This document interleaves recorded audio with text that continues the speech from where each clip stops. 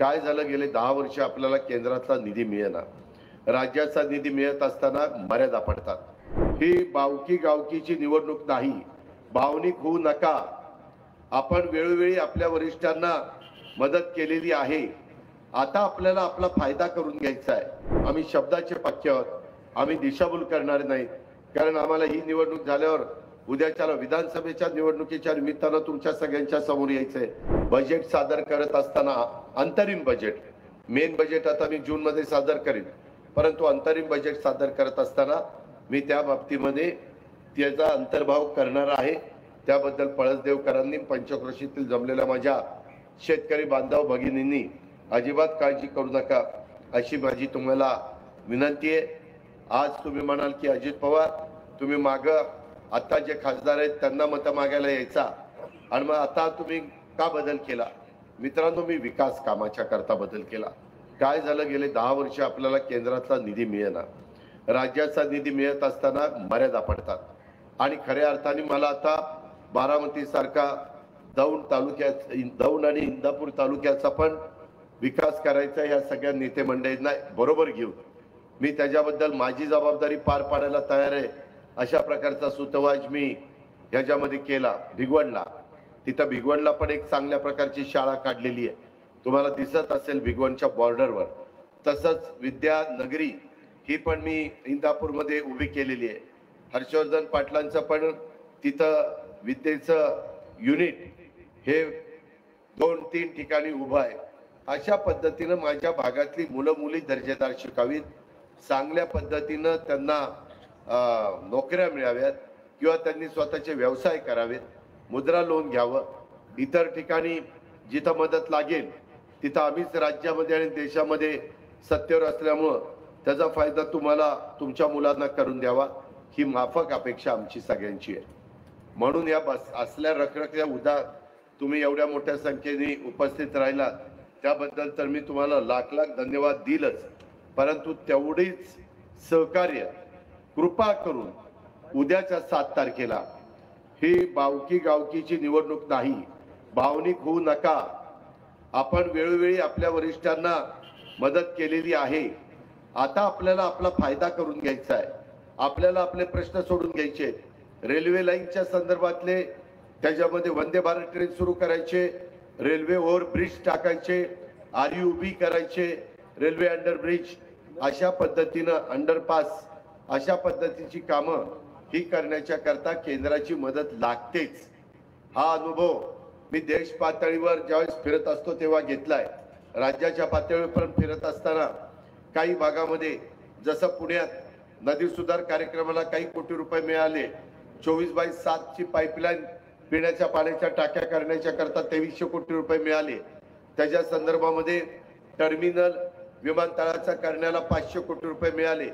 आपल्याला पण आंतरराष्ट्रीय दर्जाचं विमानतळ त्या ठिकाणी करायचंय आणि ते करण्याच्या करता केंद्राची मदत आपल्याला हवी. म्हणून माझी तुम्हाला सगळ्यांना आग्रहाची विनंती आहे, कायदा सुव्यवस्था चांगली ठेवण्याच्या करता किंवा मगाशी आमचे प्रवीण माने असतील किंवा आमचे हर्षवर्धन पाटील असतील, दत्ताभाऊ भरणे असतील, ज्यांची भाषणं झाली त्यांनी भाषणामध्ये ज्या सार्वजनिक प्रश्नाच्या संदर्भातला ओहापोह केला ते प्रश्न हे मार्गी लावण्याच्या करता आम्ही लोक कटिबद्ध आहोत. आम्ही शब्दाचे पक्के आहोत, आम्ही दिशाभूल करणार नाही. कारण आम्हाला ही निवडणूक झाल्यावर उद्याच्या विधानसभेच्या निवडणुकीच्या निमित्तानं तुमच्या सगळ्यांच्या समोर यायचंय. त्यावेळेस पण मी इथंच दाखवून देईन इंदापूरच्या सभेत किंवा जिथं सभा होईल तिथं की आम्ही लोकसभेच्या प्रचाराच्या निमित्तानं फिरत असताना लोकांचे प्रश्न समजावून घेत असताना हे करू सांगितलं, त्याच्यातलं 4 महिन्यात हे केलं. शॉर्ट टर्मचं जे ते लगेच मार्गी लावू, लॉंग टर्मच्या करता मंजुऱ्या देऊन त्या कामाला शुभारंभ करू. हे फक्त महायुतीच. अरे काय राव, मी काय नावं घ्या,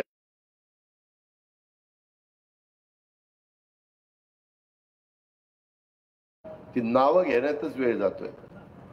ते बायकोला बरं असतं, एक नवऱ्याचं नाव घेतलं की काम पत्ते होते. यायला इथं तर यादीच आहे, त्याच्यात पुन्हा कोण देतं? अरे ही राहिलंय. आणि निवडणुकीत जे उमेदवार असतात किंवा उमेदवाराच्या जवळचे त्यांना गुणांनी ऐकावं लागतंय. मतदान होईपर्यंत तुम्ही म्हणाल ही पूर्व झाली,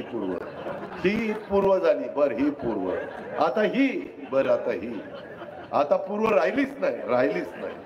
काय करायचं काय? आता तरंगे साहेबांचं नाव घेतलं की मी.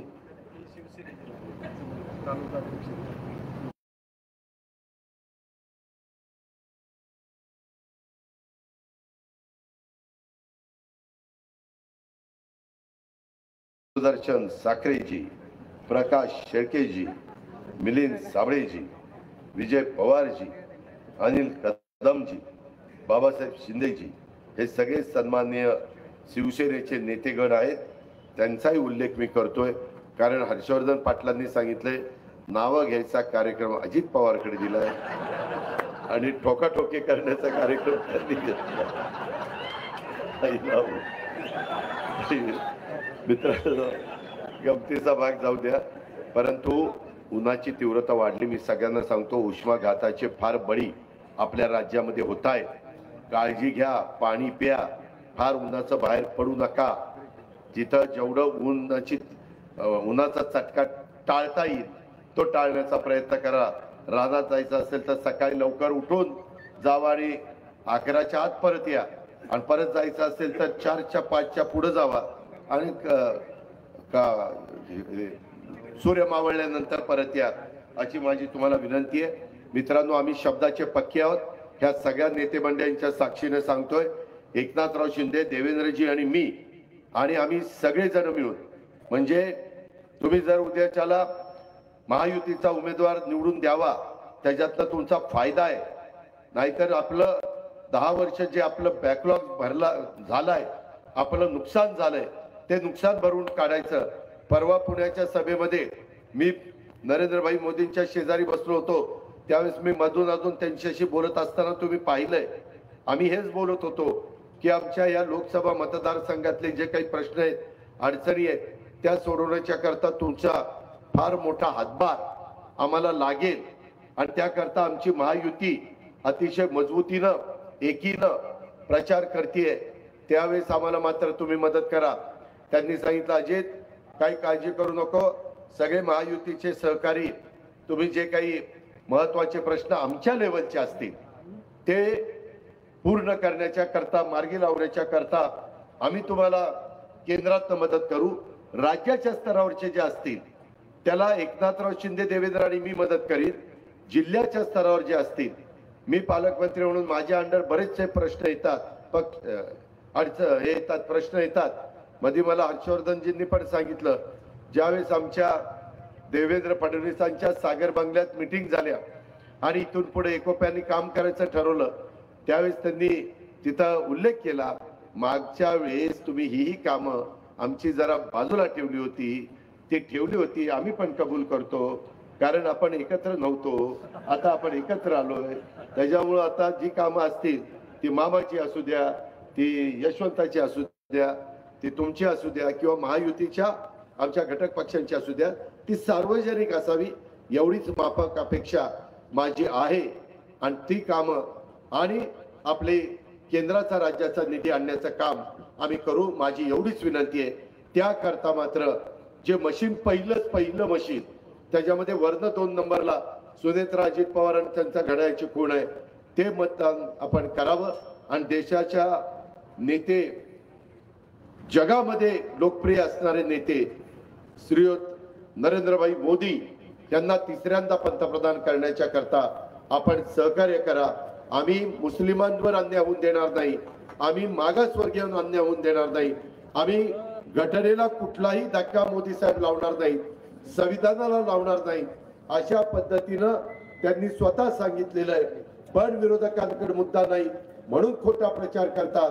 मोदी साहेबांच्या 10 वर्षाच्या काळात 1 रुपयाचा भ्रष्टाचाराचा आरोप त्यांच्यावर झाला नाही, बाकीच्यांच्यावर झाला पंतप्रधान पदाच्या काळात. ह्याची नोंद पळसदेवकरांनी घ्यावी आणि घड्याळाच्या चित्राच्या शेजारचं बटन दाबून प्रचंड बहुमताने आपण महायुतीच्या उमेदवाराला विजयी करावं, अशा प्रकारची विनंती करतो आणि इथं थांबतो. जय हिंद, जय महाराष्ट्र.